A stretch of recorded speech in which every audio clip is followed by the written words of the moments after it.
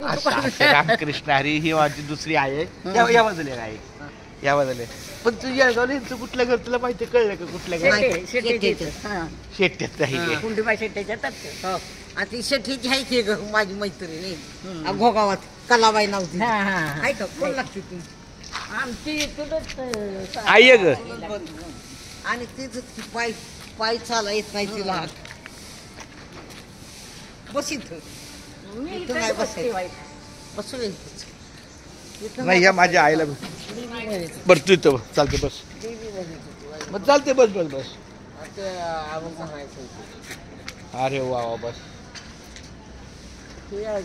हा येळगाव तुला भेटायला आली होती की? तुला आली होती काय दाखती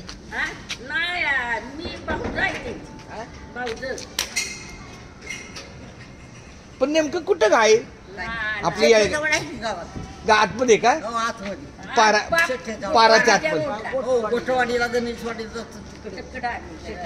असं येन परत त्याला. नाही नाही गणेशवाडी गोठवाडी भरवाडीकडे गोठवाडी. शाबास. काय काच सांग नाही मेवाय. हा लाया गार कसं लागते गावाला गरम मी फिरून आलो तू पार बोलली की मी सुटे घालून जाते जाताना येताना तिथं काढून इथं इथं या बाजूला. ती काय होतंय इथं गावठाण असल्यामुळं गार लागतंय. तिथे त्या इथे इकडे त्या आईला बसू द्या. असं असं असं या. आमच्या आईचं जरा चालणं जास्त झालं ना. माझ्या आईची थुरली बने म्हणून हिला मी थुरली आई म्हणतो. आता आता बघ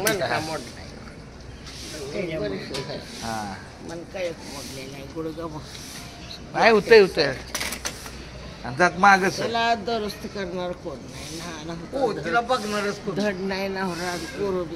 असं रामकृष्ण हरी. चांगल्या हॉस्पिटलला नेली ना सगळी चेक करून एका पारात चांगली.